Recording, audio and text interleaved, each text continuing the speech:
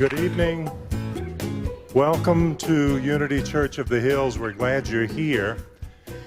You know, in this work that I've been in for about 30 years, I've bumped into some wonderful folks, some amazing teachers and authors and people in the movement.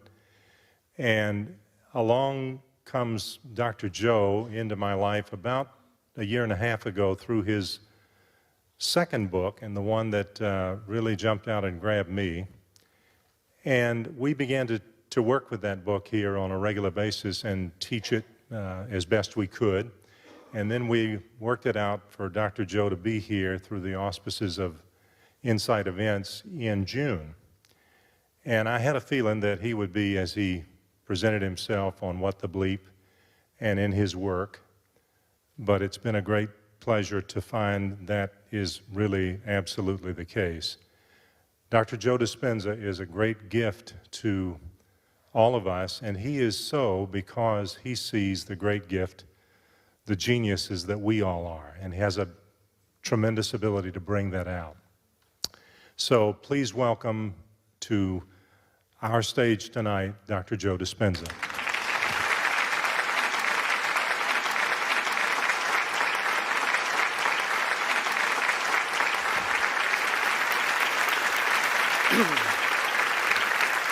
Thank you.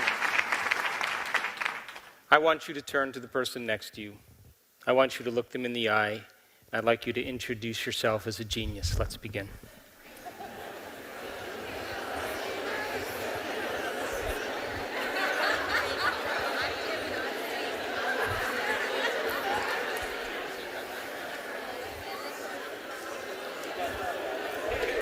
Now, before we begin, I have a few questions for you. How many people in this audience actually believe in the idea that the way you think has some effect on your life, that your thoughts create your reality? How many people believe that? You do, yes? So I have another question for you. How many people actually woke up this morning and consciously created a future? You know, the biggest reason why people don't do it is because you don't believe it's true. You see, if you knew that your thoughts created your destiny, if you knew that on a gut level, would you ever miss a day? Come on. And would you ever let any thought slip by your awareness that you didn't want to experience? So you think 60 to 70,000 thoughts in one day. Out of those 60 to 70,000 thoughts that you think in one day, 90% of those thoughts are the same thoughts as the day before. So then the same thoughts will always lead to the same choices. The same choices will always create the same behaviors. The same behaviors will produce the same experiences, and the same experiences will create the same emotions, and those same familiar feelings and emotions will drive the same exact thoughts. And your biology, your neurocircuitry, your chemistry, your hormones, your physiology, and your genetic expression will be always equal to how you think, how you act, and how you feel. And so then, your personality creates your personal reality. That's it. And your personality is made up of how you think, how you act, and how you feel. So the present personality who's sitting here today has created the present personal reality called your life. So would you agree then that if you wanted to create a new personal reality, then you'd have to start thinking about what you've been thinking about and change it? Yes? And you'd have to start noticing those unconscious habits and behaviors that lead to the same experiences, that create the same emotions, that reaffirm the same identity, and decide if you want to act and choose in the same way. And then you'd have to look at those emotions that you've memorized, that have become part of your personality, and decide if you want to bring those emotions into your future. You see, most people try to create a new personal reality as the same personality, and it's impossible. We literally have to become someone else.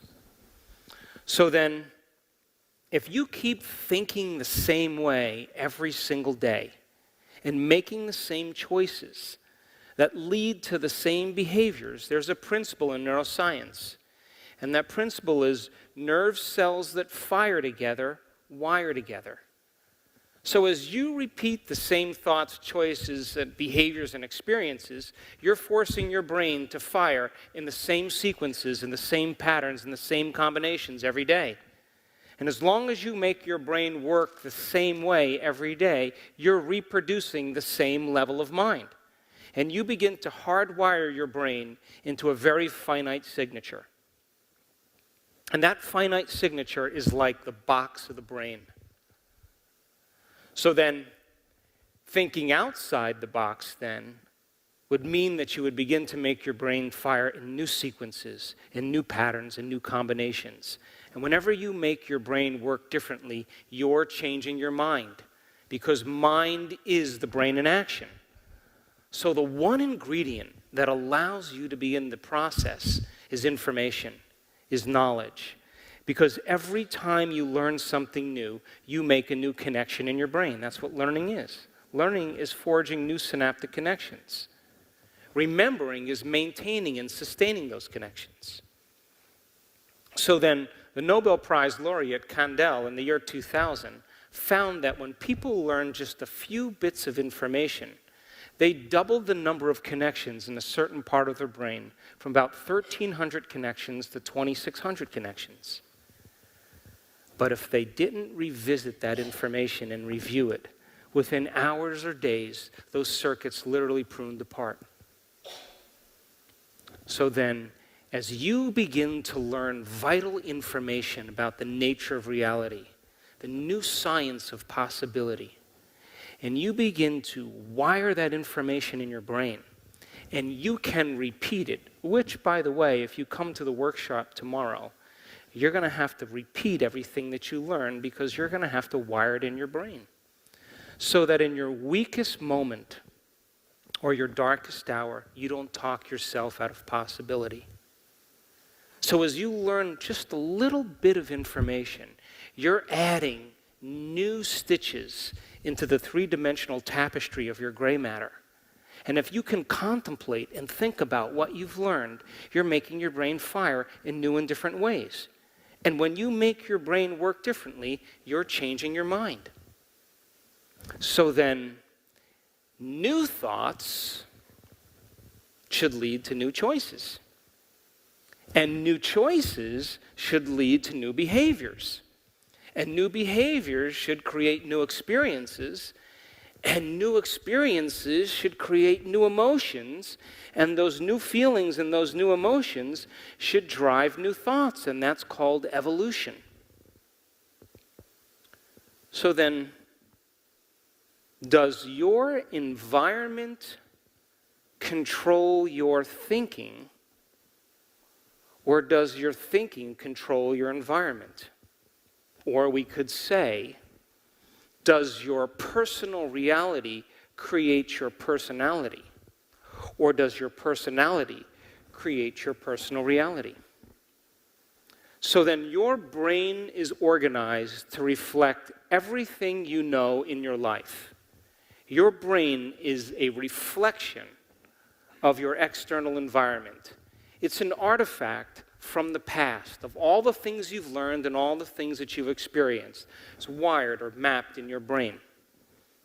So if you wake up every morning and you get out of bed on the same exact side as you did the day before, and then you shut your alarm clock off with the same finger, and then you slip into your favorite slippers and you shuffle into the bathroom, and you use the toilet like you always do, and then you get up and you walk over to the mirror and you look in the mirror to remember who you are, And then you get in the shower and you wash yourself in the same routine way as you always do. And then you dress yourself and groom yourself to look like everybody expects you to look. And then you go downstairs and you have your breakfast the same as you did the day before, and you drink coffee out of your favorite mug. And then you drive to work in the same routine fashion, in the same route. And then you get to work and you do the things that you can memorize and do so well. And then you see those same people that push the same emotional buttons. You know, those people. And then you hurry up and you go home, and you hurry up and you eat, and you hurry up and check your email, and then you hurry up and watch your favorite television show, and then you hurry up and go to bed so you can hurry up and do it all over again the next day. Now here's my question. Did your brain change at all that day? We could say that you were thinking the same thoughts, performing the same actions, living by the same emotions, but secretly expecting your life to change. Would you agree? So then, as you go to the same place and see the same people and do the exact same thing at the exact same time as you did the day before, we could say that it's your external environment that's turning on different circuits in your brain, causing you to think equal to everything that you know. And as long as you think equal to everything that you know, everything the same, and you told me that your thoughts have something to do with your destiny, you keep creating more of the... Poke the person next to you, please. So you're thinking equal to your environment. So we could say then that it's your personal reality that's creating your personality. And it's your environment that's causing you to think and feel equal to everything that you know. So then you would have to agree with me then, to change is to be greater than your environment, to be greater than the conditions in your world, to be greater than the circumstances in your life. And every great person in history knew this, whether it was William Wallace or Mahatma Gandhi or Martin Luther King or Joan of Arc, Madame Curie, Queen Elizabeth I, Abraham Lincoln. They all had a vision. They had a dream. Couldn't see it, couldn't smell it, couldn't taste it, couldn't feel it, but it was alive in their mind. It was so alive in their mind that they began to live as if that future reality was happening in the present moment. So then, can you believe in a future that you can't see or experience with your senses yet? But you've thought about enough times in your mind that your brain is literally changed to look like the experience has already happened. Neuroscience now says it's absolutely possible. So can you fall in love with the future potential that exists in the quantum field and emotionally embrace that future reality before it's made manifest? So much so that your body, as the unconscious mind, begins to believe that that future experience is happening to you in the present moment, and you begin to signal new genes in new ways that your body begins to change to look like the experience has happened. Epigenetics says it's possible. So if your brain and body are physically changed to look like the experience has already happened, relax. Because the experience is going to find you. And it's going to come in a way that you least expect. Now, why would it come in a way that you least expect? Because if you can expect it, it's nothing new. It's got to catch you off guard, and it's got to rock your world, and it's got to leave no doubt that what you did inside of you produced some result outside of you. And when you can correlate what you did inside of you that produced some event outside of you, you'll pay attention to what you did and you'll do it again. And when the experience finally shows up and you're caught up in the emotions of the experience, those new emotions then inspire you and drive you to believe that it's possible. And you begin to build a neurological network that convinces you now that somehow you have a hand in your destiny. How many people are with me? So then, if you accept this paradigm, just in the littlest way, then you would have to agree then that the quantum model of reality says that your environment is an extension of your mind. That mind and matter are so intimately related, it's almost impossible to distinguish them apart. So if your environment is an extension of your mind, and you truly change your mind, shouldn't there be evidence in your life? I mean, why else would we do it? Shouldn't there be something happening outside of you because of the change you made inside of you? You with me? Now, when we embrace the concept of change, you know, if you're no longer going to think the same way or act the same way or feel the same way, you're not going to make the same choices that lead to the same behaviors, that create the same experiences, that produce the same emotions, that make you feel like who you are. The moment you begin the process, you step into the river of change. Now here's the old self, and here's the new self, and there's a void between the two.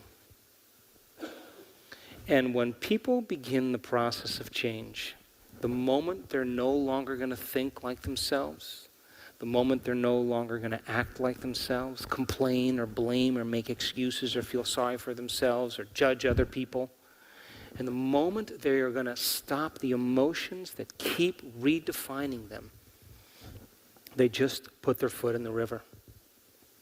And now here's the problem. The moment that happens, it begins to feel uncomfortable. It begins to feel unfamiliar. It begins to become unpredictable. And all of a sudden, you're in the unknown. And this is the moment where people define themselves. Because the hardest part about change is not making the same choice as you did the day before. And the moment you begin to inhibit those thoughts, choices, behaviors, experiences, and emotions, the body is craving the payoff, which is the emotion that you've become to define as yourself. And now the body's not getting that familiar feeling, and it starts to send a signal back to your brain, and it says, start tomorrow. You're a loser. It's not going to work. You broke a fingernail. Your day is ruined.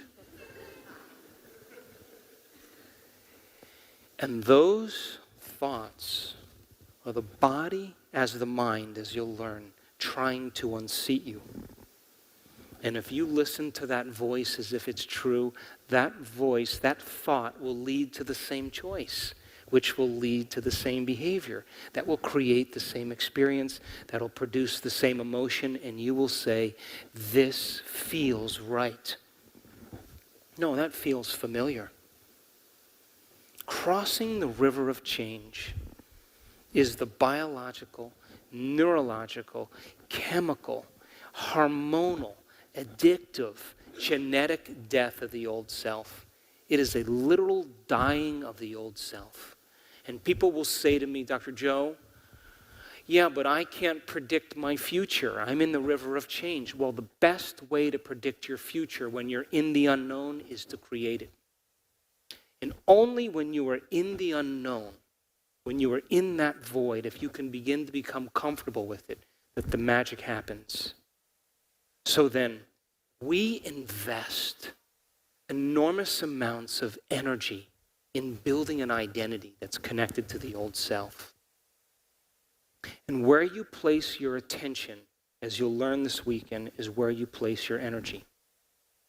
So if you keep this facade, this ideal of yourself going for an extended period of time, all for the payoff of the feeling that you define as you. Because when you wake up in the morning, the first thing you do is you wake up and then you go, oh, where's the feeling? Oh, there's guilt. Oh, whoo, whoo. Almost didn't know who I was. All right, now I can think about my problems and all the people that are related to it. Oh, my goodness. We look for that feeling. So then, the moment we begin to draw our energy away from the old self, that is the David and Goliath. That is Gandalf on the bridge looking at the monster. And as you begin to take your attention off the old self, it demands a certain amount of your attention. And now you are beginning to abandon it, and you are taking your energy and bringing it back, and you're driving it to a new future. And that first couple steps into the river is where people have to decide if they want to cross or not. But then, if you're in the river, instead of white-knuckling it through the whole process, wouldn't you agree that it would be a good idea to think about what thoughts you do want to fire and wire in your brain? And could you begin to plan your behaviors and begin to rehearse who you're going to be when you open your eyes and begin to change your brain just by thought alone? To begin to eliminate the environment and the people and things and places and experiences in your world and make the inner world more real than the outer world, until your brain begins to change to look like the experience has already occurred. You're going to learn how to do this, and there are people around the world that are doing it, and they're doing the uncommon. And so then, as the body begins to crave the emotion that we become addicted to that defines us, and you are like an addict going through the cravings and the changes, don't you think that you could teach your body emotionally, without the experience, what abundance would feel like ahead of the event? Giving it a sampling of the future. Now, the materialist would say, well, I'm not going to give thanks till my lover shows up. And I'm not going to be in joy till my abundance, finally is in my checking account. That's the old model of reality, of cause and effect. Waiting for something outside of you to change how you feel inside of you. And when that person or that experience changes how you feel differently, and you pay attention to who caused it or what caused it. And that event in and of itself is called a memory. But that's the Newtonian model of reality. Our senses defining reality. But the quantum model of reality is beyond your senses. Which means then, you begin to emotionally embrace the event before it's made manifest. And you can convince your body emotionally that it's already occurred, and those emotions are driving a new set of thoughts. Then you would have to agree with me then. If you do that properly, your brain and body are no longer in the past. They're literally in the future. And if you can give thanks before the event occurred, oh my gosh. We've been hypnotized and conditioned into believing we need a reason for joy. We need a reason for gratitude. That's the old model. But the quantum model says, you give thanks before the event is made manifest, and you convince your body emotionally it's already done. Because what is the emotional signature of gratitude? Well, doesn't it mean it already happened? So if you're giving thanks, you move into a state of gratitude, your body, as the unconscious mind, begins to believe it's already done. And gratitude is the ultimate state of receivership. So then, if you're combining a clear intention with an elevated emotion, and you're in a new state of being, then you're literally signaling new genes in new ways before the event has occurred.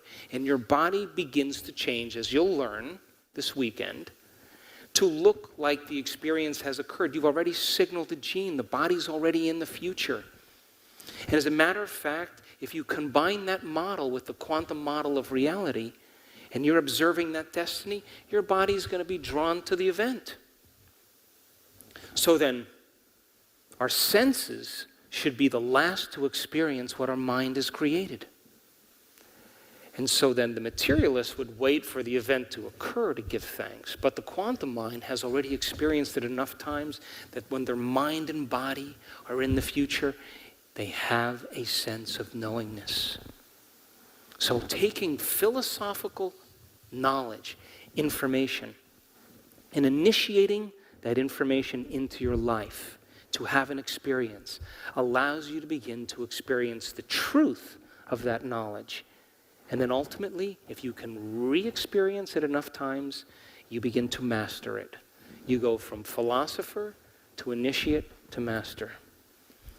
And there are people around the world that are doing the uncommon right now. And we are in an amazing time. This is a time in history where it's not enough to know. This is a time in history to know how.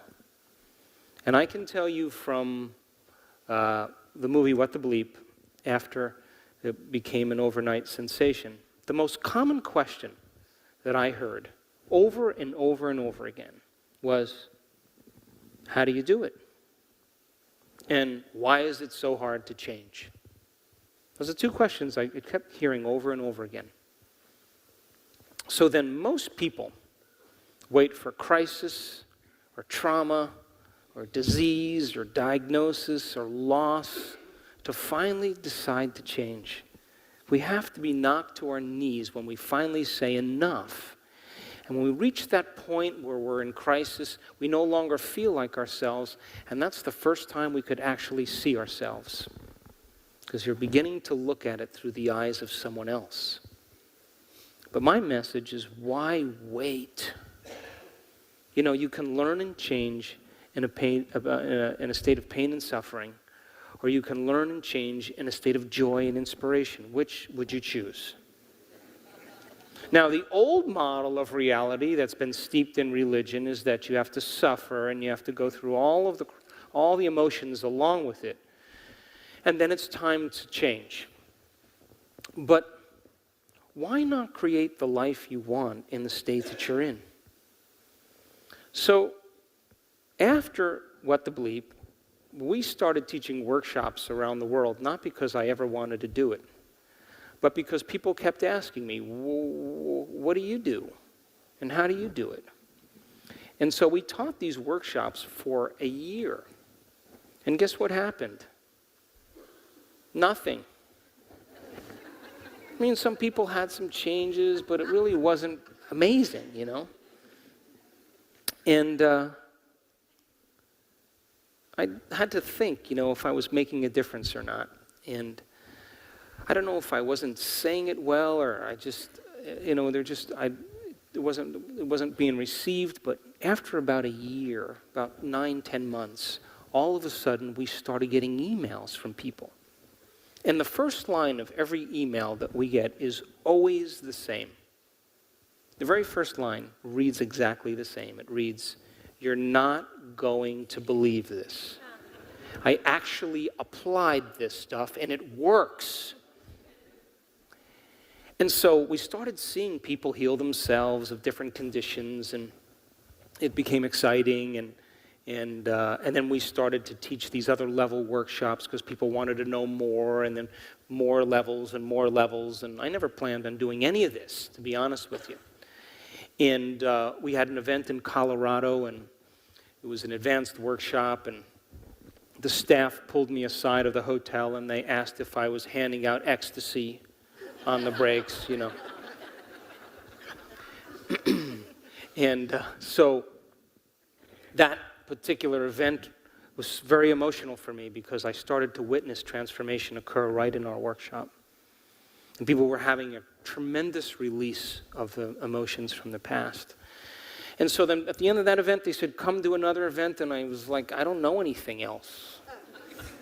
Let's do another one. So we did another one. And in that event, we had 7 people have a spontaneous remission.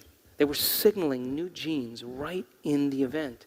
Some lady with chronic bladder infections and celiac disease and food sensitivities. One lady was living on lettuce for 7 years, was slamming pizza and eating hamburgers and all excited.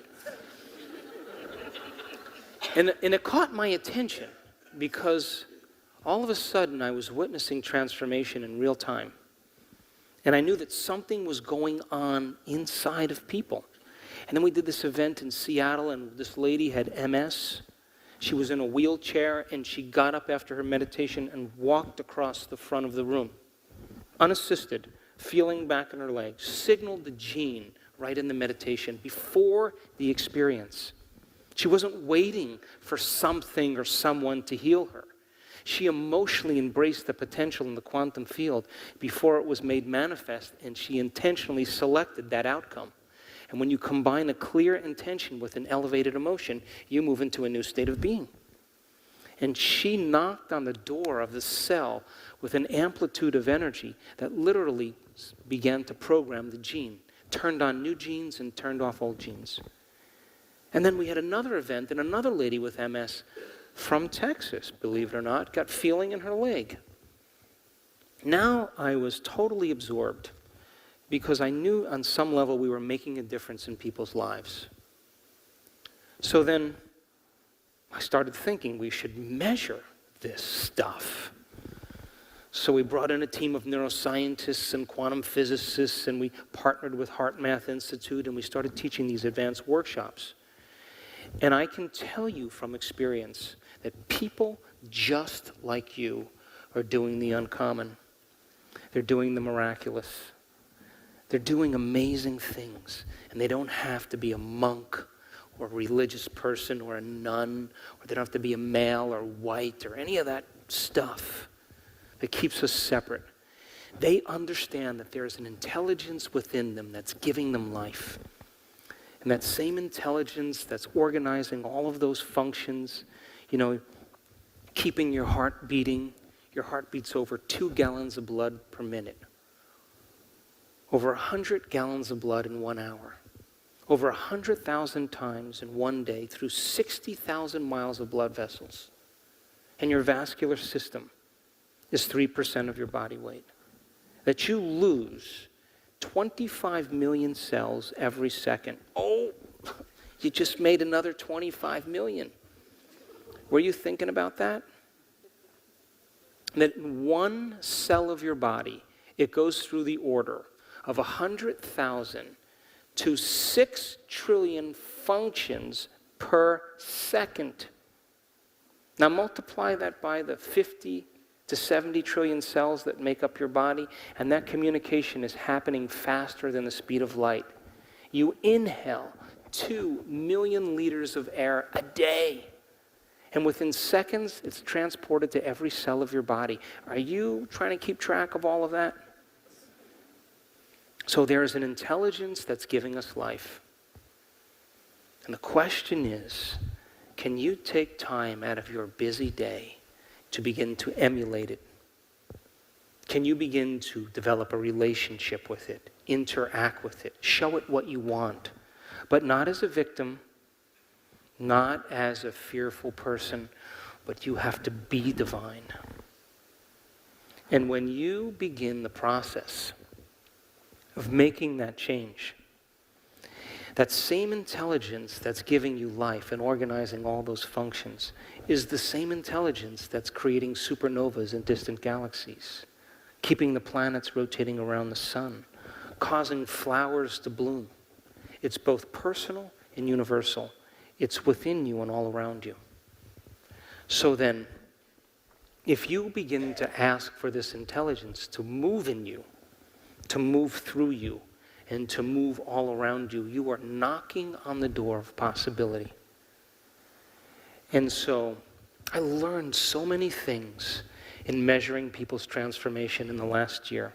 I now know without a doubt that when you analyze your life within the emotion that you've memorized, that you think is you, the answer will never be there. Because emotions are a record of the past, and for the most part, you're analyzing in the box of the past. And when I studied people's brains that did that, their brains got worse. I can tell you from experience that if you use your brain to try to change your brain, it'll only make your brain worse. I saw it. If you use the ego to try to change the ego, you will only endorse the ego. If you use the program to try to change the program, you will only reprogram more. When you use matter to try to change matter, you will only become more matter.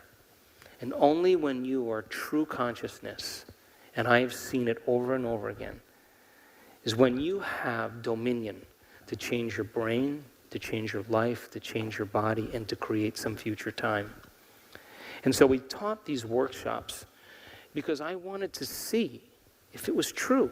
I wanted to know what was happening. And we were lucky enough to catch people's brains that had Parkinson's disease at the beginning of our event. And 4 days later, it wasn't there. It wasn't just in their mind. It was in their brain. People who had terrible anxiety, you could see it in the brain scan. 4 days later, nothing. Traumatic brain injuries, where the brain is shut off because someone went through the windshield, who's wheelchair bound. 4 days later, normal brain. Stood up at the end of the event. It wasn't matter that was changing matter. It was energy that was changing matter. People who had enormous releases of energy from their body to their brain, their entire brain electrified. We caught it. And it wasn't that they were trying to create it, it was happening to them. And you think that that person can go back to business as usual in their life after just a few of those? Never again. So I became very interested in this concept called information to transformation. So if you give people information, you give them knowledge, and then they can repeat that information, they're beginning to fire and wire that information in their brain. Would you agree? Poke the person next to you, please. So then, if you wire that information in your brain, you can repeat it. Would you agree? And so what you're doing is you're seeing a picture. And as you see this picture, you're describing this picture. And you're firing and wiring in circuits, and you're building a model of understanding. Yes? So then, if you can instruct people on how to apply that knowledge and demystify the experience. Now, science is the contemporary language of mysticism. Science is the language to explain the unexplainable. It's not religion, it's not tradition, it's not culture. That divides audiences. And the moment you start talking in that way, people shut off. But science creates a community. So if you make science simple enough, where you learn a little bit about yourself, a little bit about the brain, a little bit about genetics, a little bit about how you function, a little bit about your chemistry. Knowledge is power, but knowledge about yourself is self-empowerment.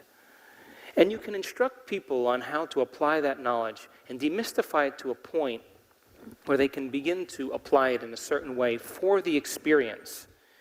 And that experience produces some type of transformation.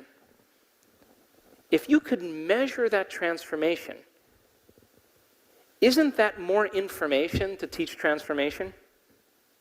Come on, and if you then measure that transformation, you gather more information to teach transformation, and you begin to close the gap between knowledge and experience. And that's what we did this last year. And the beauty behind all of it, and the most humble moment for me, was seeing people actually experiencing their true potential.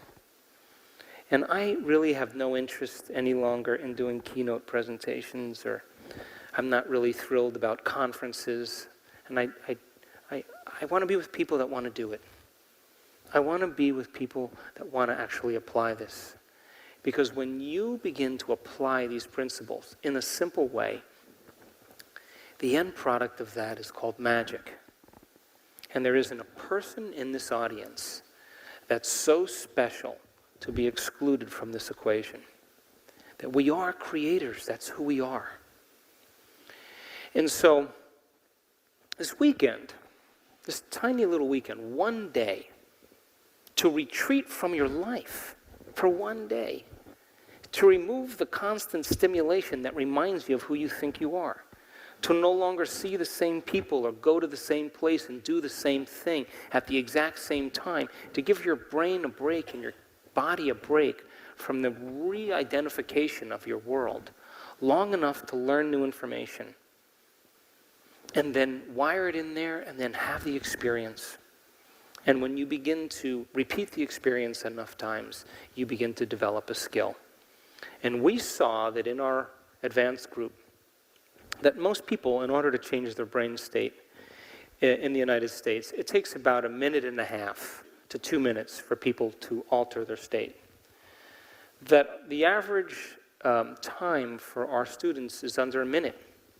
And some people do it in 4 seconds, and 5 seconds, and 9 seconds. Now, that's not like a race. Hey, look at me, I'm getting to the divine before you. But it told me one thing, that it was a skill. And the more you practice it, the better you get at it. And so when you begin to eliminate your external environment and you go within, as you'll learn this weekend, if you're analyzing and you're thinking, you haven't changed your brainwaves. And you're basically doing what you do with your eyes open. You're only doing it with your eyes closed. You understand what I'm saying? So then, if you keep practicing the techniques, you get to experience the fruit of your efforts. And I'm happy to say that in the last year, we actually have made scientific history because we have seen the uncommon happen so many times. So I'm here this weekend not to convince you that it's possible. I already know it's possible. I'm here to inspire you to apply it to your life, because the hardest part about all of this, you ready? Hardest part is making the time to do it. That's it. Taking time for your precious self to begin to change from the inside out. And the people who actually do it, you know, that heal themselves of rare genetic disorders that science said you're never going to change, medical science said forget it, that are living a new life with no evidence in their body, no genetic markers, nothing normal. You know what they say? My disease was my greatest teacher. That's what they say. Now, when they're crossing the river and they're fretting, they're not saying that. Why isn't it working? It should be happening. Once you arrive, you don't have those thoughts any longer. And so this year, I learned something truly amazing. I saw a handful of people with very severe conditions for 2 years change their health. And I pay attention to that because that's my background. And when I wrote my first book, it was really about spontaneous remissions and what those principles were and what was the neuroscience and the biology of it. And then I figured after I knew what common people like you did to get better, we should be able to reproduce those same things. In other words, we should be able to teach that. And it should be able to produce some effects. And then if we can keep producing those effects, we're creating a law, because anything that's repeatable in science is a law. So these 5 individuals that I had been tracking for the last 2 years, all of a sudden they started having very significant changes in their body.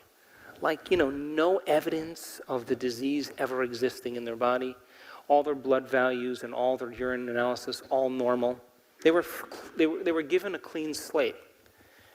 And it was this amazing moment when I started to talk to these people. And I had them write their testimonies down. Every single one of them reached a point where they have overcome themselves so much that they were so happy with who they were in the moment that they could care less if they had the disease. And guess what? That was the moment it went away. So when you're whole and complete and connected to a vision or a future is when it happens to you. And it was common in every single one of these people. And so when we try to create from polarity when we try to create from duality, when we try to create from trying and hoping and praying and wishing, that is not the state of being that produces the miraculous. That in order to be divine or emulate the divine, to be a creator, you have to be divine. You have to be expanded. You have to be invincible. You have to be unlimited. And when you bring up that emotion, you are signaling genes in new ways. So then this workshop this weekend is to give you some of the tools to do that. You with me? Poke the person next to you, please. So you geniuses still?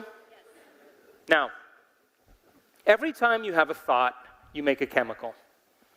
And if you have a great thought, or an unlimited thought, or a joyful thought, you turn on a set of circuits in your brain that fires in a very specific sequence, pattern, or combination that produces a level of mind that makes a chemical for you to begin to feel exactly the way you were just thinking, great or unlimited or joyful.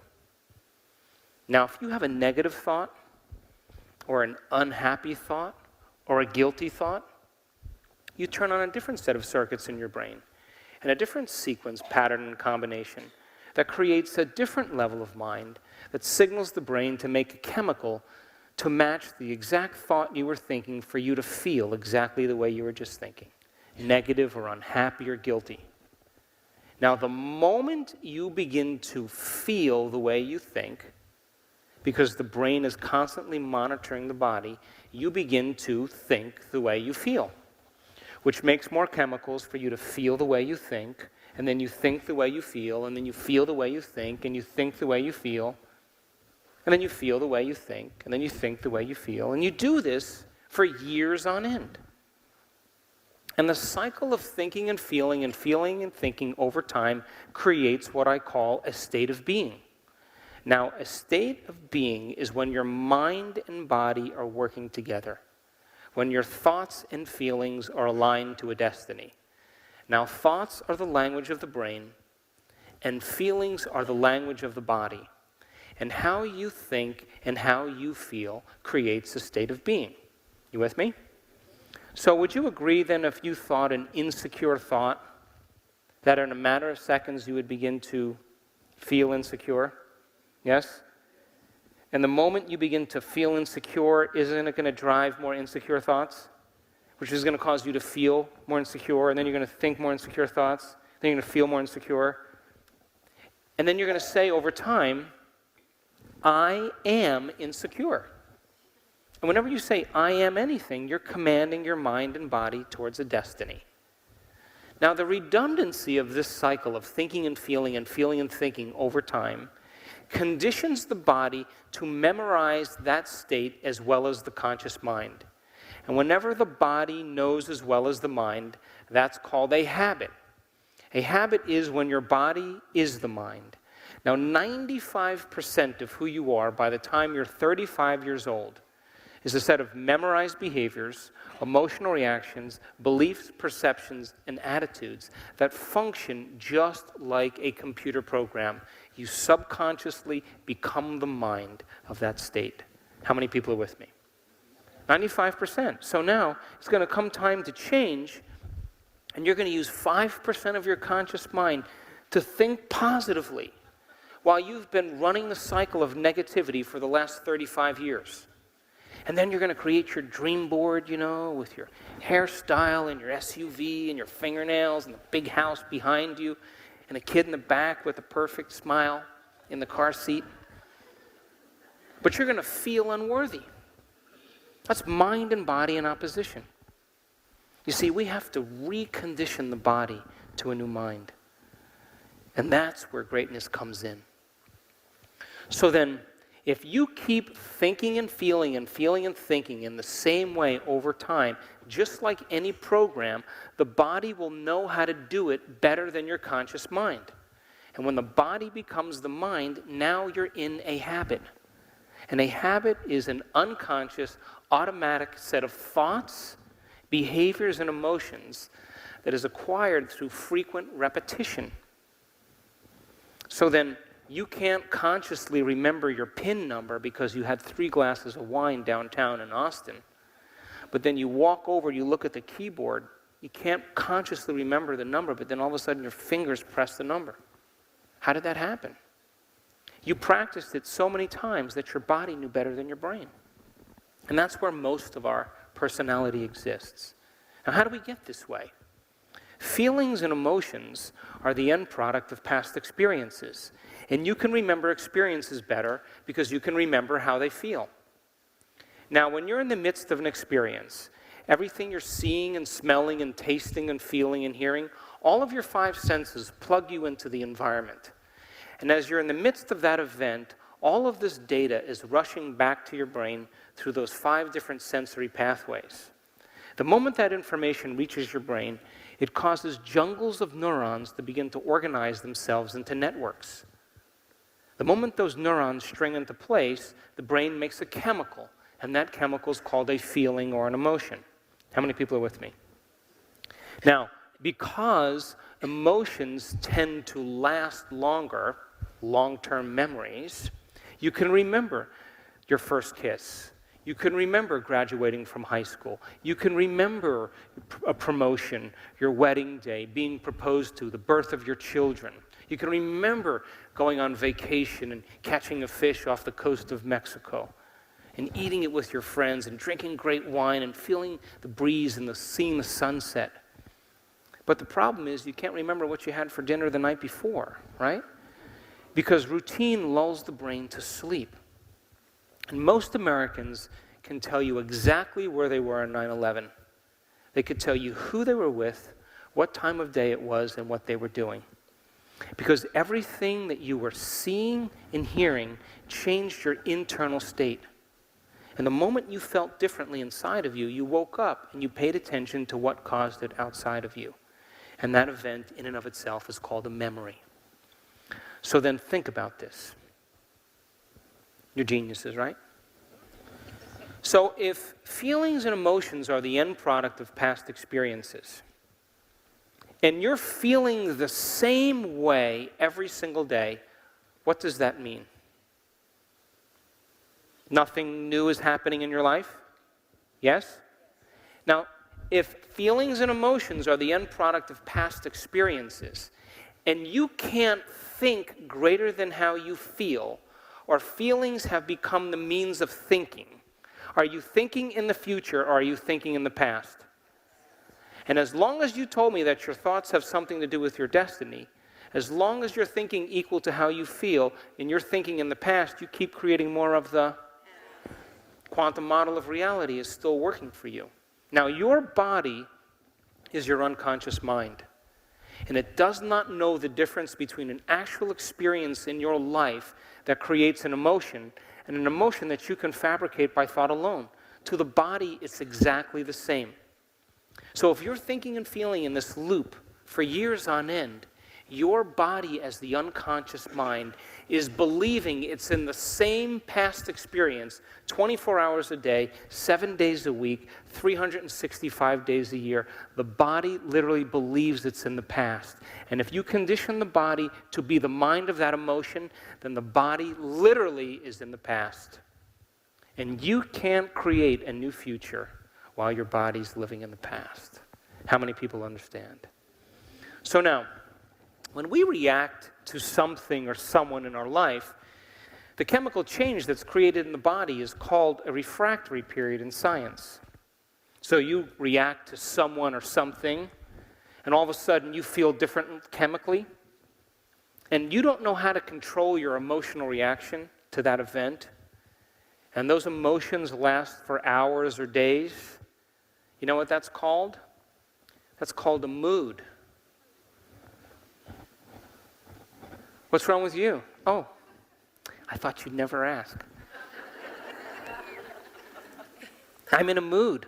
Really? Why? What happened? Well, this thing happened to me 5 days ago. And I'm having one long emotional reaction. Now, if you have the same refractory period going on for weeks or months, that's called a temperament. What's wrong with him? I don't know. He just has an angry temperament. Why are you so angry? Well, this event happened to me 10 months ago, and I'm living by one long emotional reaction. I'm memorizing my emotion. And if you keep that same refractory period going on for years on end, that's called a personality trait. And people wear their emotions layer by layer, and they believe that's who they are. That is not who they are. So then, would you agree with me then that in order to change your personality, you would have to look at the emotions that you've memorized that's become part of your identity? Yes? Now, did you hear me say, go back and look at the event and analyze the event? No, it has nothing to do with the event. When you free yourself from those emotions, then that's when you begin to liberate energy, because the body is no longer enslaved to the past. You with me? So then, you're a wonderful wife, you have a great life, you're living the dream, and all of a sudden, your husband comes home and he announces to you that he's moving to Buenos Aires with his 2 secretaries. And you're raising your children, and you got the whole dream going, and you're angry, and you're frustrated, and you're jealous, and you're envious, and you're sad, and you're going through all these emotions, and you know, you don't know this, but every time you think about the experience, you produce the same chemistry in your brain and body as if the event was happening. So your body's re-experiencing the event 50 to 100 times in a day, and you're conditioning the body into the mind of the past.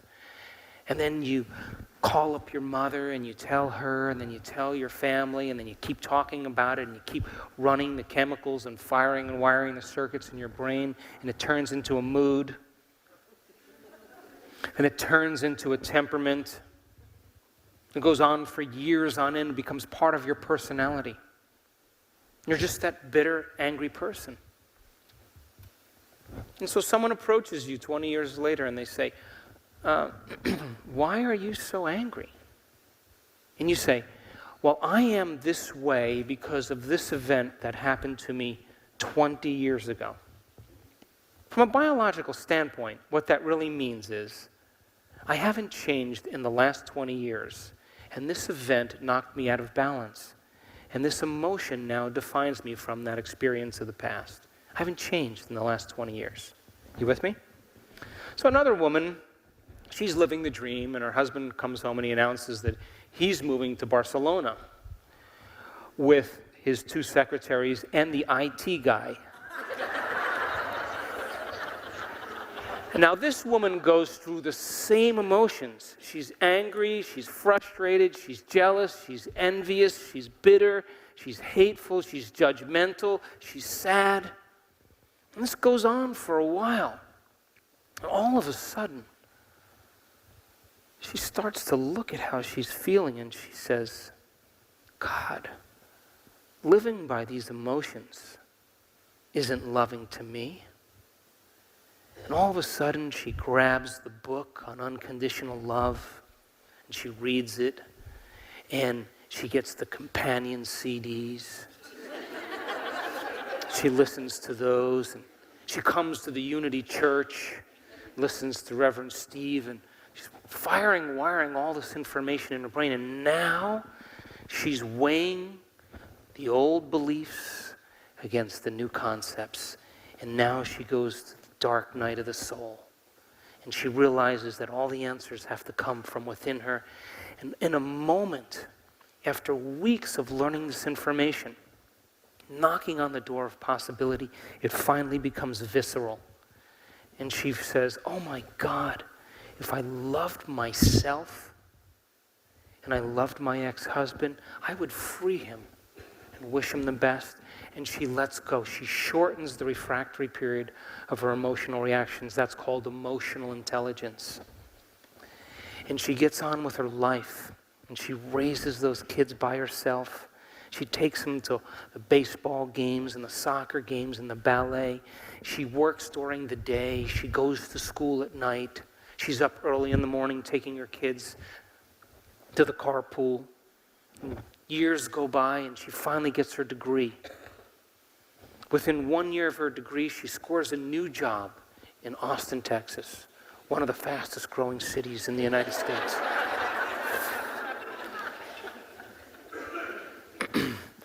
And she gets a great job, and she's working with great people. And all of a sudden, within a year, she falls in love with the senior vice president of the company. And they travel the world, and then they buy a house in the south of France. And she spends her summers in France and her winters in Austin. Her kids get married and have grandkids. They graduate from college. Now you approach this woman 20 years later, and you say to her, yes, but your husband left you 20 years ago. What do you think she's going to say? That was the best thing that ever happened to me.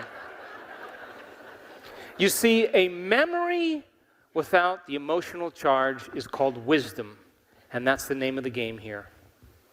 So then, if you're living by the same emotion every day and you programmed it into your body to become the mind of that emotion, then you're viewing your life through the lens of the past. And when we begin to free the body from the chains of those emotional addictions, and the body settles into the present moment, and it's liberating energy, that's called joy. And that's when you see a whole new landscape. You see possibility that you never saw before because you're no longer viewing it through the past. How many people are with me? Now, are you still geniuses? Poke the person next to you, please. You're geniuses, right? So think about this. If you were thinking and feeling and feeling and thinking in the same cycle, according to our model, if emotions are the record of the past, then your body's not having any new experiences, and because it's not having any new experiences, it's not getting any chemical feedback from the environment. You with me? So everything stays the same, right? Now, if you were to take out one cell of your body, a skin cell, and you were to stretch the DNA out of that skin cell, it would be 6 feet tall, okay? If you took out all the DNA out of your entire body and you stretched it out from end to end, it would go to the sun and back 150 times. You with me? If you took all of DNA on everybody on the planet, the 7 billion people, and you scrunched it together, it would fit in a grain of rice. Now, your body is a protein-producing machine. You with me? Muscle cells make muscle proteins called actin and myosin. Skin cells make skin proteins called collagen and elastin. Thyroid cells make thyroid proteins called thyroxine. Immune cells make immune proteins called antibodies. You with me? So your body's a protein-producing machine. Now, in order for your body to make a protein, a gene has to be switched on, or a gene has to be activated. You with me? So, when they did the Human Genome Project, they went like this. They said, okay, let's see, there's 100,000 proteins that make up the body, so there should be about 100,000 genes in each cell. Well, it takes about 40,000 regulatory proteins to make those 100,000 proteins, so it's 140,000 proteins in the body. We should have 140,000 genes. How many people are with me? But one-to-one correlation. Well, when they did the Human Genome Project, guess what? We only express 23,000 genes. We have way more proteins than we have genes, which means then that each individual gene can have thousands of different variations. You with me? So then, 23,000 genes, you are 98% chimpanzee, 300 genes away from a chimp, 70% rat, some more than others, but roughly 70%. There are more genes in an apple than you have. So then, if an organism is facing adverse conditions in its environment, think about the Galapagos Islands. All of a sudden, this island just breaks away, or Madagascar breaks away from the typical environment. And the organisms now have to embrace the new conditions in the environment.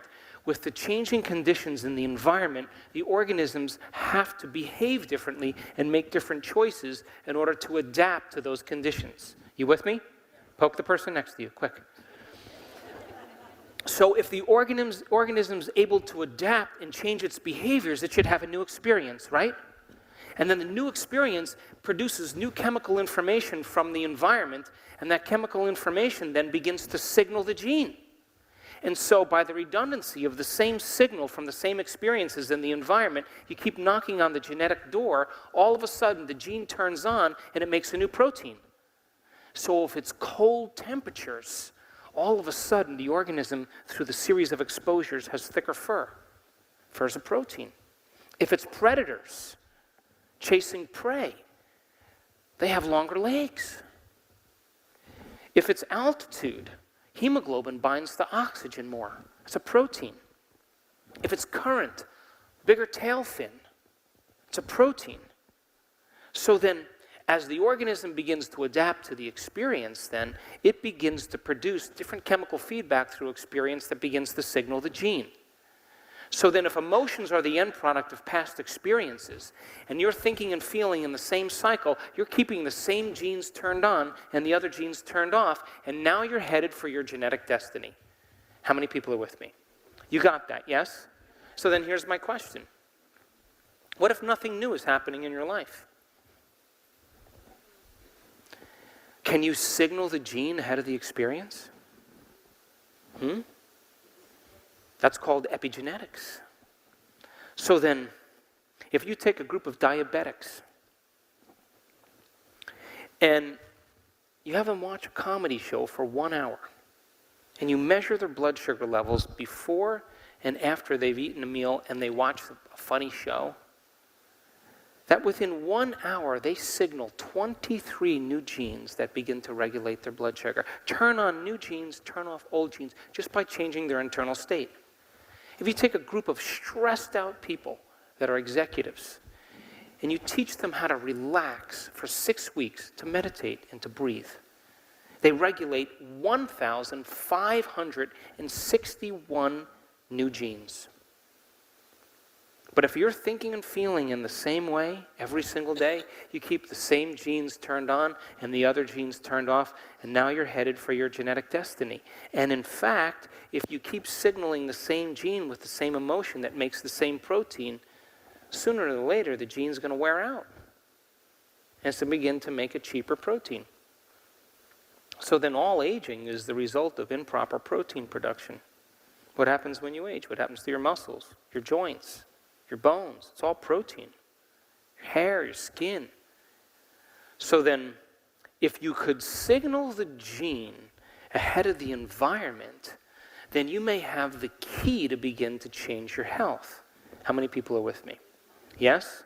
And so when we do the meditations in our workshops, and by the way, the advancing workshops, we're in and out of meditation all day long. You're changing beliefs and perceptions about yourself and your life. You're reconditioning your body to a new mind. You're finding the present moment. We are tuning into possibilities in the quantum field. It's an event where you participate.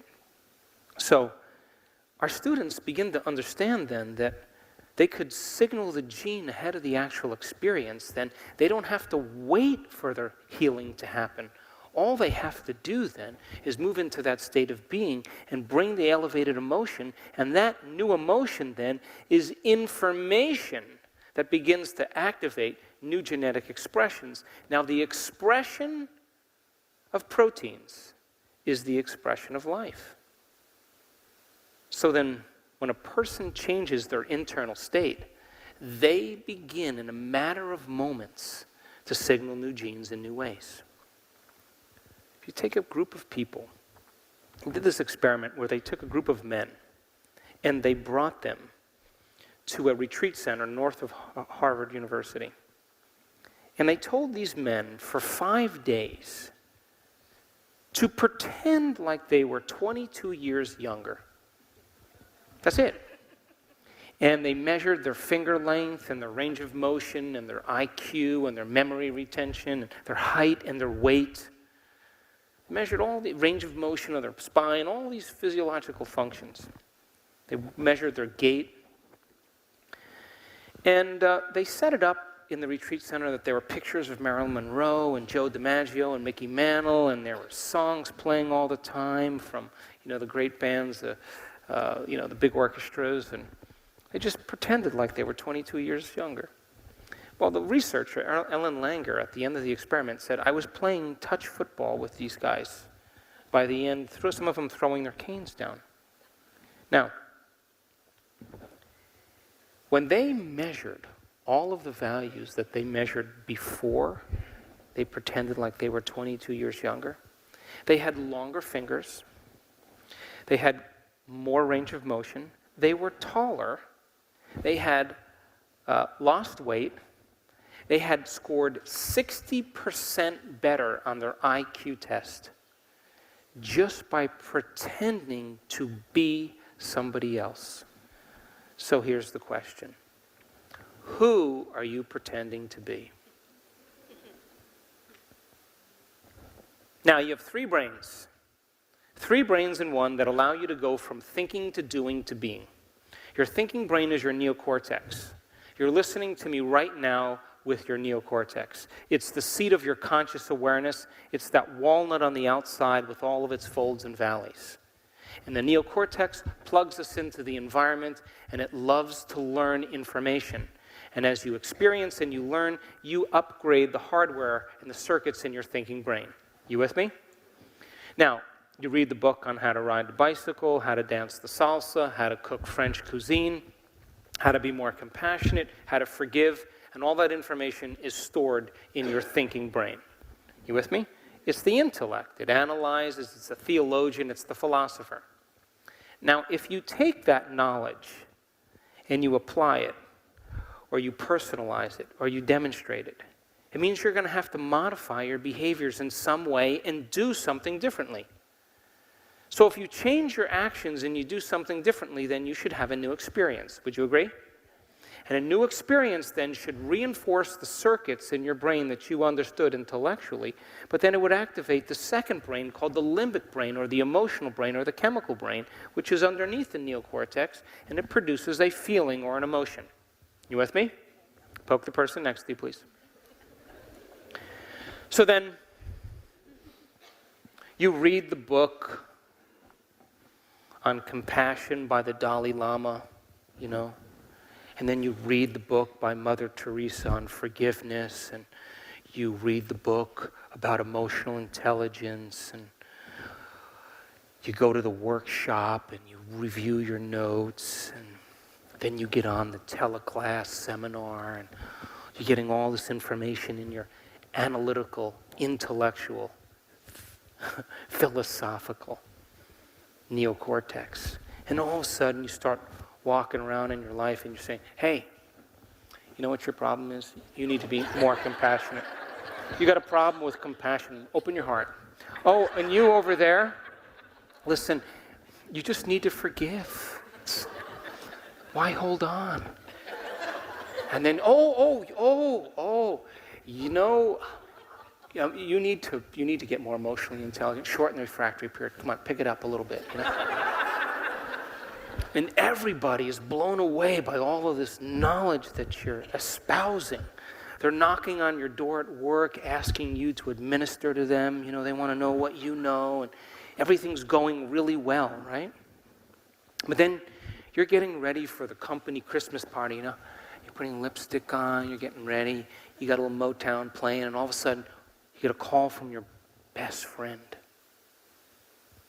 And she says, that person that betrayed you, the one that threw you under the bus, that talked about you and got the promotion and you didn't get it, she's at the Christmas party. Put down the phone, and all of a sudden you start rehearsing in your mind how you are going to poison her wine when she's not looking. You think about going into the bathroom, locking the door, getting her in one of the stalls, wham, against the wall a few times.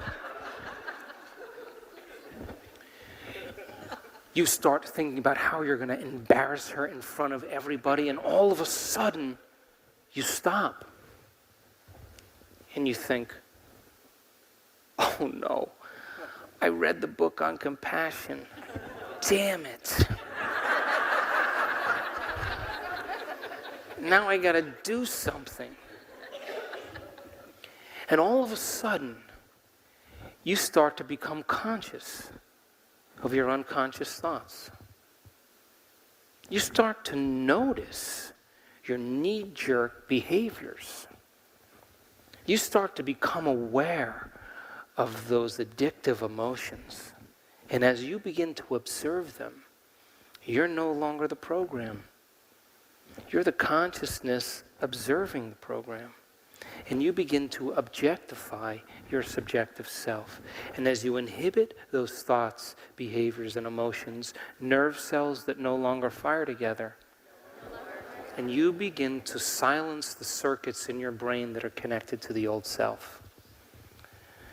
And as you inhibit the thoughts that create the same feelings, you're no longer signaling the same gene in the same way. And all of a sudden, you start to think, what did I learn from those books, the teleclass, the seminar? What would Mother Teresa do? And all of a sudden, you begin to activate different networks of neurons in your brain from the knowledge you've learned. And as you begin to call up these different circuits, all of a sudden, you do something very natural. You put yourself into the equation, and you start to rehearse what you're going to do in the dinner. And very naturally, in a matter of seconds, you begin to cause your brain to fire in new sequences, in new patterns, and new combinations. And whenever you make your brain work differently, you're changing your mind. And as you remind yourself of who you no longer want to be, and you remind yourself of who you do want to be, you begin to install the hardware in your brain. You begin to prime the brain and begin to activate circuits and put them in place so that you can use them when you get into the dinner. You with me? So then you're sitting there and you're going, all right, what did the book say? See myself in her? Oh my God. All right, what else? Stay in the present moment. And you start going down this list, and you very naturally start thinking about you doing that. And the moment you begin to mentally rehearse doing it, plan your behaviors, you begin to cause the brain to believe that the experience is occurring. Because when you're truly focused, the brain doesn't know the difference between the experience out there and the experience in here. And now you're upscaling your hardware, and you have circuits in place to use when you get to the dinner. How many people are with me? And so now, you walk into the dinner, and you're reminding yourself who you no longer want to be. You're reminding yourself who you do want to be. You're thinking of Mother Teresa. You're thinking of the Dalai Lama. And all of a sudden, you get your behaviors to match your intentions.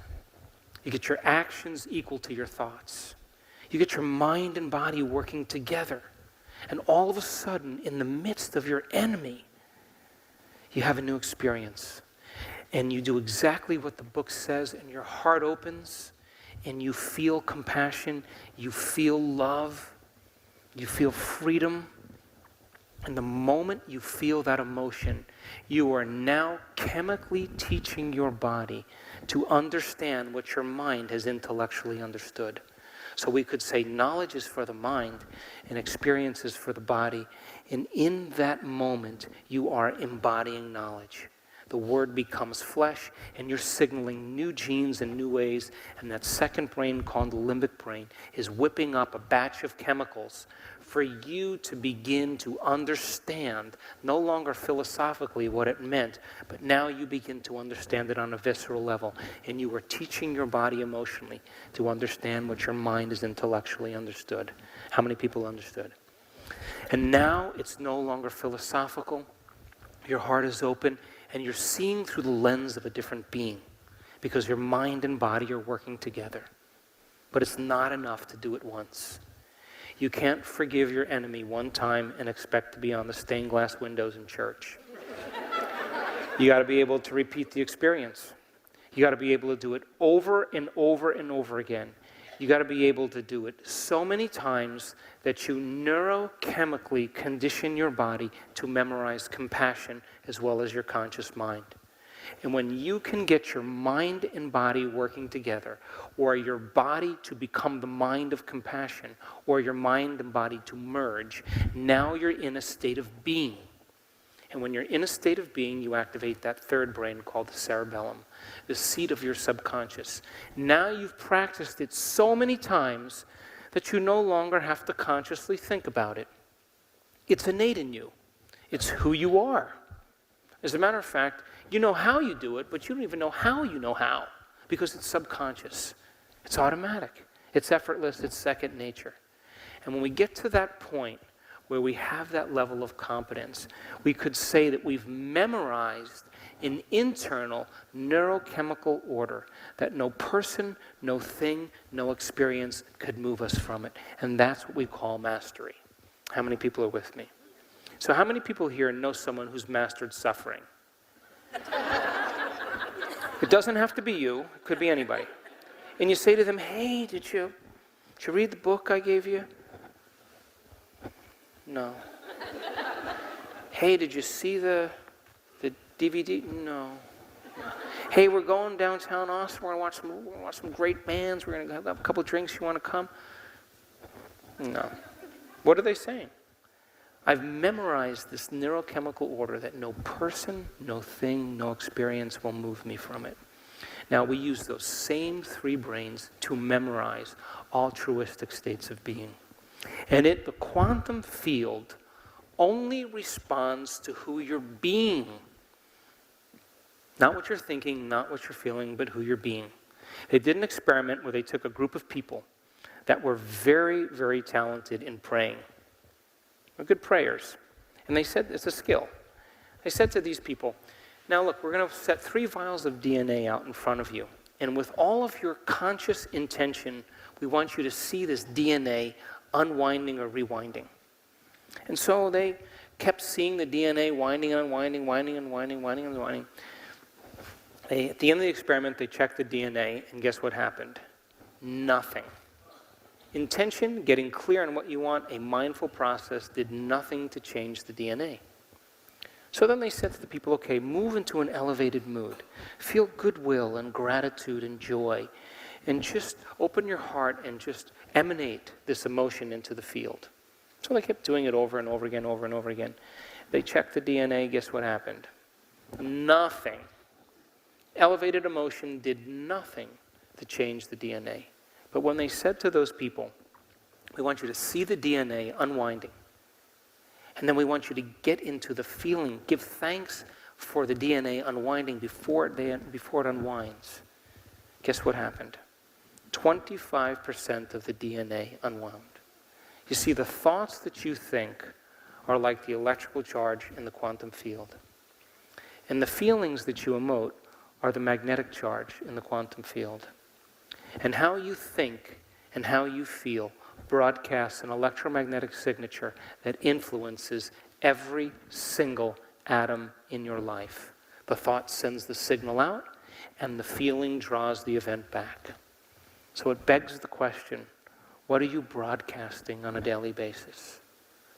Because if you are living in a state of misery or suffering, and you're broadcasting that into the field every day, what you're saying is, oh, infinite creator of divine consciousness, I am in a state of suffering, and I am broadcasting this signature into the field. Bring me another reason to suffer, but bring it in a way that I least expect, that surprises me, that leaves no doubt that it's come from you so that I can suffer a little bit more. You see, we're not punished for our sins. We're punished by our sins. So then, what if you woke up in the morning, and instead of getting up and doing the same exact thing, the exact same time, and seeing the same people, what if you eliminated the external environment? What if you put your body away, because the change is to be greater than the body? And if the body's become the mind, then you have to retrain it. And what if you said, I'm not going to live in my predictable linear time? And you said, what is the greatest expression of myself that I can be today. Let me master this one day as a lifetime. And you said, let me remind myself of the thoughts that are connected to the old self, and I want to become so conscious of those unconscious thoughts, they would never slip by my awareness again. And what if you said, let me observe my behaviors. And just like you watching yourself doing a public speech or hitting a golf ball or hitting a tennis ball, if you can observe yourself, you'll self-correct. Wouldn't you agree? What if you said, let me just take a look at how I've been acting? And like Gandalf on the bridge, you said, you may not pass today. You may not pass ever again. And you made a decision with such firm intention that the amplitude of that decision carried a level of energy that was greater than the hardwired programs in your brain and the emotional addictions in your body. And your body responded to a new mind. And what if you said, these emotions that keep me anchored to the past, I will not drop to a lower denominator today.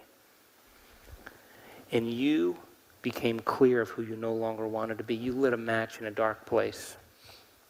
And then you said, how would greatness live today? How will I love? Can I be present? Can I open my heart? How will I behave? And you begin to think in new and unusual ways. And if by chance you're so caught up in your internal vision that the thought becomes the experience in your mind, and your body begins to produce the emotions ahead of the event, you're moving into a new state of being. Because how you think and how you feel creates a state of being. And now you're broadcasting a whole new electromagnetic signature into the field.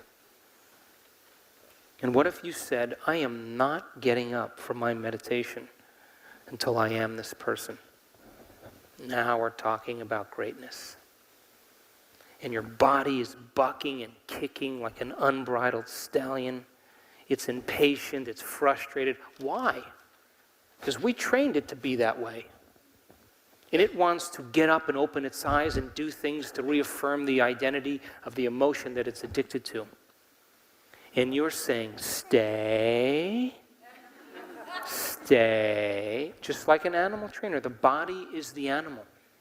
It's the servant to the mind. But when the body becomes the mind, the servant becomes the master. And most people think they're making all their choices with their conscious mind. They're making choices with their body mind. And so now, person is working on transformation. And the body is looking for its chemical rush. And it's sending signals up the spinal cord to the thinking brain.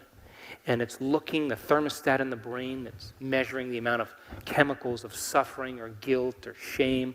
All of a sudden, you're no longer thinking that way, and the body is craving those chemicals. It's modified its receptor sites. It's saying, hey, I've been doing this for 20 years. You think you're doing all this? I'm doing it for you. You're going to quit right now? And all of a sudden, it starts to send signals back to the brain, and all of a sudden, you hear those voices in your head. You're too much like your mother. You'll never change. Forget it. Start tomorrow. And you sit down with that body and you say, that's all you got? That's your best? That's it? Come on. And you say, come on. We're not getting up until we're in a state of joy or we are in a state of gratitude. And now you are conditioning the body to a new mind. And every time it wants to move to the past because it's emotional and frustrated or starts to anticipate the future, you bring it back to the present moment. Every time you do that, you're reconditioning your body to a new mind and you're liberating energy from particle to wave. And what if you got up broadcasting a whole new electromagnetic signature? And your job, by the way, is to maintain that modified state of mind and body your entire day. You can't, do a meditation and be all spiritual and, feel all great, then get on the freeway and cutting people off. That's like eating an organic healthy breakfast and then spending the rest of the day eating junk food. Your job is to maintain that modified state, independent of the conditions in your environment, independent of the addictions or habits of your body, and independent of time. And if you can, get ready, because something unusual is going to happen in your life. That's the law. So then how is self-love built? So many people in this culture confuse pleasure with self-love. It's nothing to do with each other. It's not about a manicure or a new car or a massage, or not that I have anything against any of those things. But self-love is built when you're sitting there and your body is raging. And it's telling you it can't, and you're sitting there and you're working with it. And sooner or later, it acquiesces and it surrenders to your mind. And I can tell you from experience, I have sat with my body for hours. And the moment I freed my body from the past, and there was that liberation of energy, the voice came out of my head every time, and it's always the same voice. That was so worth it. Because the moment the body is free from being enslaved, that moment you are seeing reality from a whole different place. So then you get up and you've overcome yourself and you've freed your body from the chains of the past. You've created a future. You're already in that future. And as my daughter always says, I just live my life as if my prayer is already answered. So how would you live your life if you knew your prayers were already answered? But that means then you have to get up as if your prayers are already answered. So then people are doing this around the world, and they're creating all kinds of wonderful things in their life. They're doing the uncommon, which, by the way, is our birthright. And that no material thing is going to bring us to true happiness. That our purpose in life then is to begin to look at those emotions that keep us anchored to the past and look at our habits that keep us defining ourselves in the same way and begin to remove those layers within us that block the flow of the divine. And as we begin to layer by layer peel those limitations away, the masks, that intelligence that's giving us life begins to leak out of us. It begins to consume us. Its nature becomes our nature. Its mind becomes our mind. Its will becomes our will. Its consciousness becomes our consciousness. Its love becomes our love. We become like it. We start to give. It is a giver. And so then, when that occurs, then all of a sudden you start to experience a level of joy that's coming from within you. That you're no longer seduced by the conditions in your external life, and you would never judge another person because you wouldn't want to lose this feeling. How many people are with me? Now listen, all of you in this room, every single one of you have done something great in your life. Would you agree? I'm talking to the part of you that already knows this. That all of you have done something that you are proud of, that you are in love with yourself for. There are no schools of ancient wisdom on the top of the Himalayas waiting for us to be initiated. Your life is your initiation. That the conditions and challenges in your life, the adversity, is for you to meet those challenges with a new level of mind. And I don't care. Listen, I react to things all the time in my life. The question is, how long are you going to do it? And if you want to teach your kids anything, teach them how to shorten the refractory period of their emotional reactions. They will no longer be hanging on to the past. So then, who gets to benefit from the changes you make within you? First, who? You, and then your family, and then the people you work with, yes? And then ultimately your community. Would you agree? So then, before we break, my last thought. How do you become supernatural? You would have to agree that you would have to start doing what's unnatural. Yes? When everybody else is in fear, that's the time to show courage. When everybody else is in lack, that's the time to give. When everybody else is judging, that's the time to show compassion. When everybody else is hysterical and racing to the top, you're calm and present, and you're already there. And if you keep doing what's unnatural, sooner or later it will become supernatural. Would you agree? And there's this concept in biology that I love. It's called emergence. Did you ever see a group of fish all do the same thing at the same time? Or birds, they do all that. Even neurons do the same thing. Now, if you study that phenomenon in biology, if you study it, you realize something really amazing, because if you look at that, you think there's a leader, like, hey, follow me, right? Turns out there's no leader. It's not a top-down phenomenon. It's actually a bottom-up phenomenon. You know what that means? Everybody's leading. Everybody's doing it at the same time. They're connected in a community, and they're all doing the same thing at the same time, and there's power in numbers, and they become one. You with me?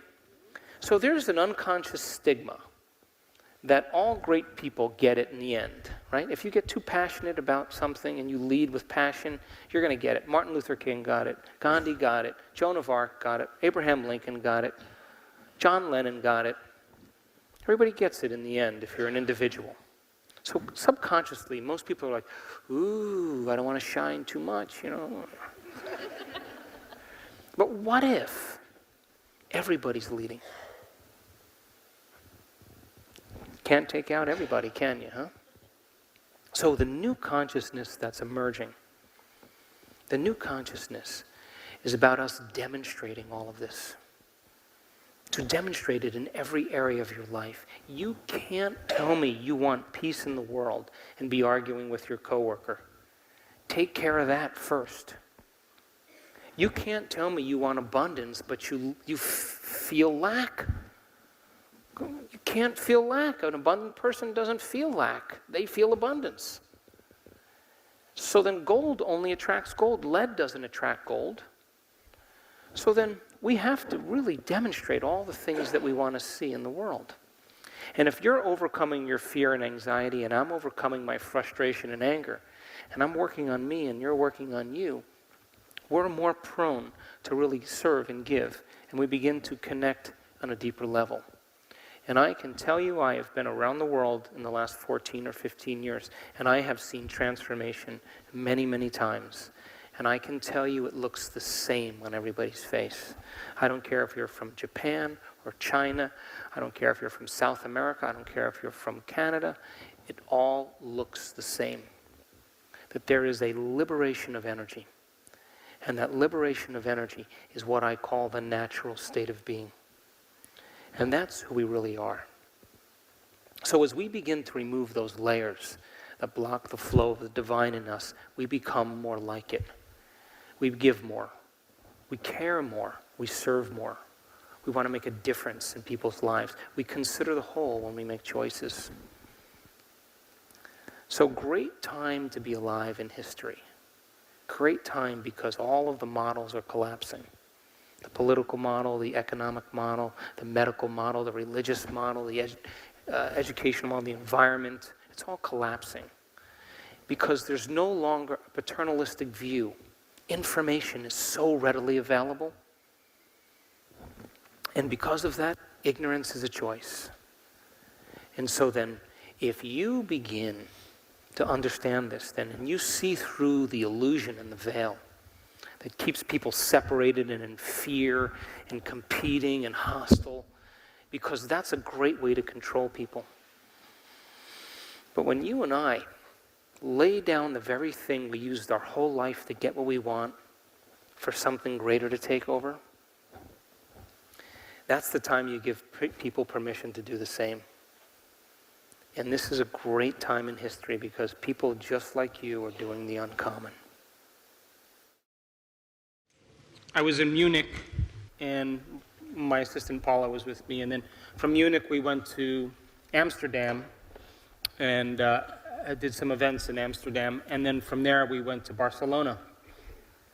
And when I was in Spain this past year, Spaniards are going through a crisis. And so they're holding on to this information because they have to think in different ways in order to adapt to the challenges in their lives. And so they asked me to come back to do an advanced workshop on the shoulders of the last one we did in the spring.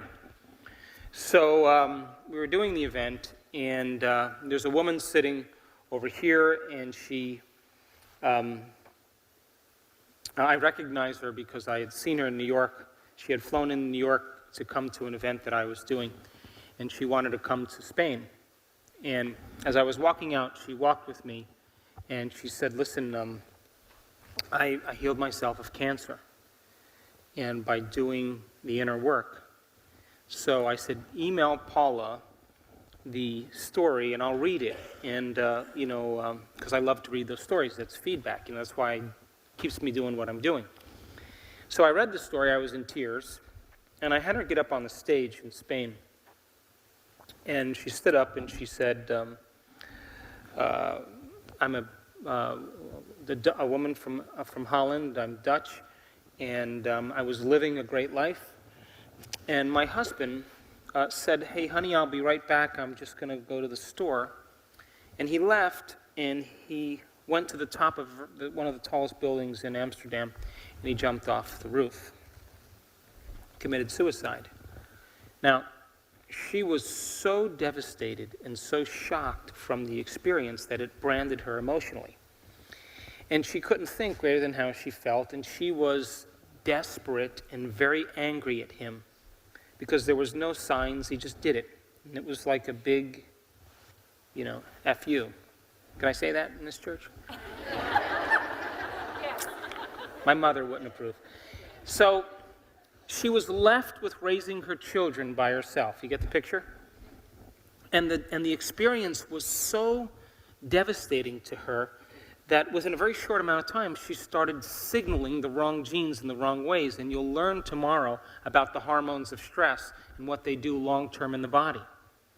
And the anger and the hostility and the frustration was the exact chemical elixir that signaled the gene that all of a sudden she couldn't get out of bed. She had her entire body in pain. And she stayed in bed for months. She couldn't get up. And the doctors didn't know what to diagnose her with except neuritis. But she couldn't walk, she couldn't do anything, so she lost her job. And she was a therapist. She lost her job. She couldn't do anything. She couldn't live. Her mother barely had any money, and now she's got to raise her kids, but she can't get out of bed to raise her kids. Are you getting the picture? So her life is going down very quickly. And so she reads the book, and then she starts doing the meditations, and in a very short amount of time, she's able to move around a little bit more. But here's the problem. All of a sudden, she starts developing these large lesions in her mouth, big sores. As a matter of fact, in all of her mucous membranes, not only her mouth, but her vagina, her anus, and along all the squamous cells, all the epithelial cells in her body. And now she's in terrible pain because that tissue is very sensitive. You with me? And from there, guess what happens next?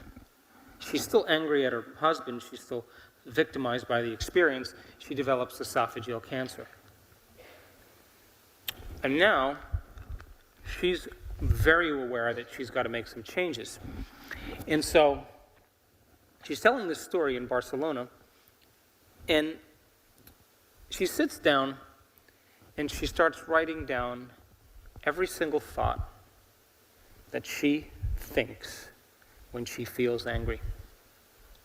And she begins to become conscious of her unconscious thoughts. And then she looks at all the complaining and all the blaming and all the anger and sadness and the actions and the emotions. And she becomes aware of those states of mind and body. And every day, she keeps observing the old self and surrendering it to a greater mind. And she made the choice that she wasn't going to get up from her meditation every day until she was in love with life. Now, I want you to reason this with me. Does she have any real reason to be in love with life? Well, to the immaterialist, she does, but to the materialist, she has no husband, she has no finances, she has no health, she has no friends. It sounds like a country western song. and sorry, I'm in Austin. And so, you got the car ready? So, every day she decides that she's going to do her meditation, and she is going to move into a new state of being. And she is going to marry a clear intention of who she wants to be when she opens her eyes every day with an elevated emotion, and she's going to signal the gene ahead of the experience. Every day. And the deal, she says, is if I'm not going to get there, I'm not going to get up until I'm in love with life. Now, she's crossing the river, yes? Now, she decided that she wasn't going to tell anybody in her life that she had cancer except her mother. That was it. Never mentioned it, never talked about it, didn't create an identity around it. And every day she crossed the river of change. And for 1 year, she told me she never missed a day. It was the most important thing in her life. All of a sudden, right around the 11th month, guess what happens? All of the sores start disappearing in her mouth. Why? Because when you're living in emergency mode, anger and hostility and sadness, that's mobilizing energy for your external environment. There's no energy in your internal environment, and of course her immune system becomes compromised. Now she's restoring her body. She's signaling new genes every day. And all of a sudden, the sores don't belong in that personality. It belongs in the old personality. Within a very short amount of time, all of a sudden now she starts noticing that she's feeling way better. She goes to the doctor a year later. There's not a sign of cancer anywhere in her body. Nothing. A little bit of scar tissue, she said, in her esophagus, but no lesions, no cancer. She's got a new boyfriend. Oh, new husband, right, Paul? New husband. She's got a new life. And she literally retired the past. She was born again in the same life. Now, is that possible? Yep. So then the process of change requires unlearning and relearning. It requires breaking the habit of the old self and reinventing a new self. It requires pruning synaptic connections, and you'll see pictures of that tomorrow, and sprouting new connections. It requires unmemorizing emotions that are stored in the body, and then reconditioning the body to a new mind and to a new emotion. It requires no longer signaling the same genes in the same old ways and starting to signal new genes in new ways. It requires deprogramming and reprogramming, losing your mind and creating a new one. We could say moving your energy out of the past and putting it into the future. How many people are with me? Now, when she finished her story, there were so many people sobbing in the audience. And when she got done, she wasn't saying it because, look at me, I did this. She really was honestly saying it because she was in love with life again. And of course she would be in love with life because every day she wouldn't get up unless she was in love with life. And now she has a life that she loves. How many people are with me? No longer a philosophical concept for her. It is actual reality for her. So the word meditation literally means to become familiar with. As you become familiar with your unconscious thoughts, your unconscious behaviors, and your unconscious emotions, and you make them familiar to you to know thyself, that means now you no longer are the program, but you are the consciousness observing the program. And if you could every day decide who you do want to be when you open your eyes, and you begin to rehearse the thoughts that you will think, the behaviors and attitudes you will demonstrate, how you're going to live that day, and you teach your body emotionally what nobility feels like, what empowerment feels like, what invincibility feels like, what strength and courage feels like, and you are signaling the gene ahead of the experience, and you get up in love with life, and you keep practicing it, you're firing and wiring those circuits in your brain. And if you keep doing it, it's going to become familiar to you. And if you emotionally embrace the experience before it's made manifest, every single day, it will begin to become familiar to you. And if you are thinking and feeling differently than when you started, now you are in a new state of being. And a new state of being is a new personality. And a new personality creates a new personal reality. And the disease, by the way, no longer exists in that new personality. It belongs to the old personality. And if you ask this woman how she did it, she will tell you the story of how she memorized those emotions and how those emotions signaled her genes. And she realized that she had to make a personal change. And it took her 1 year. Now, here's the question. Do you think she was afraid? Give me a nod.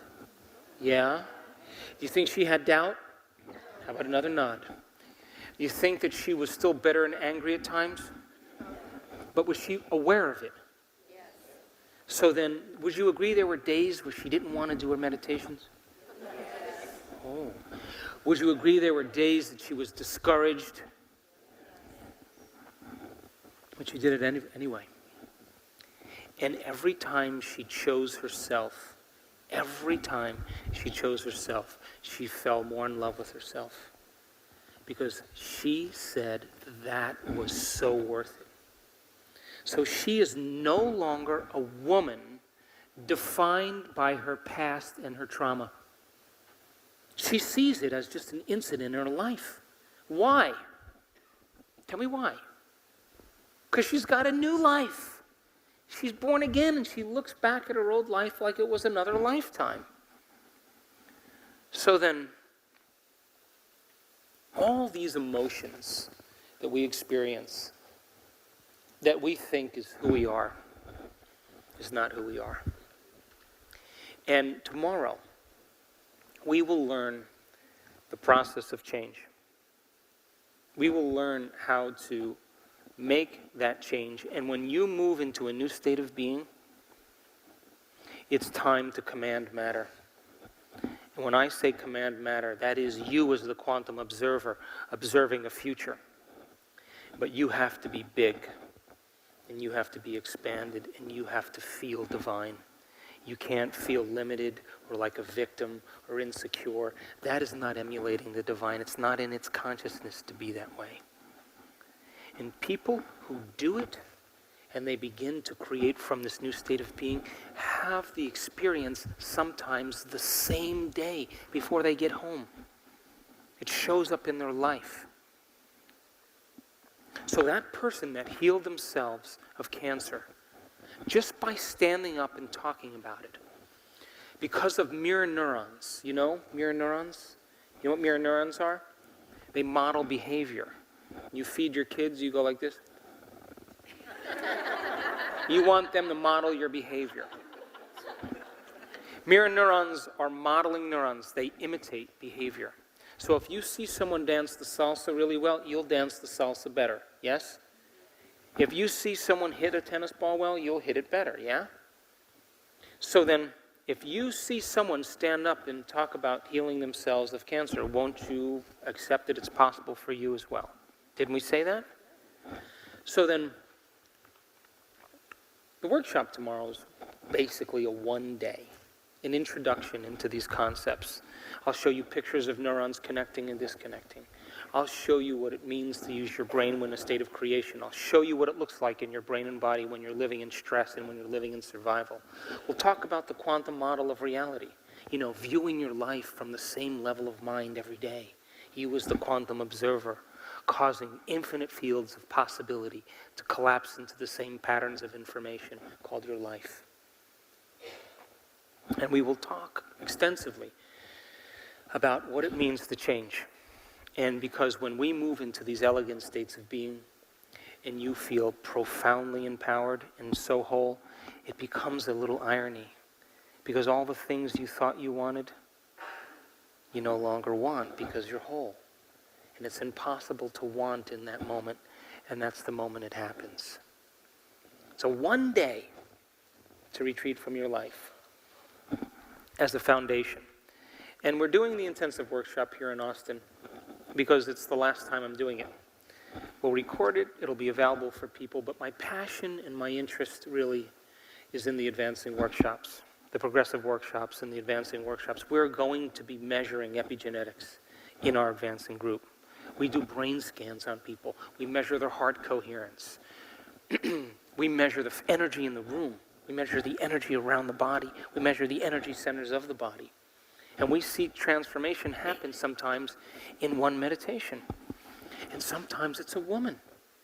And sometimes she's over 70. Point is that common people are doing the uncommon. And so, I will be here tomorrow, and I will give you my absolute best. So I hope to see you then. Thanks for listening.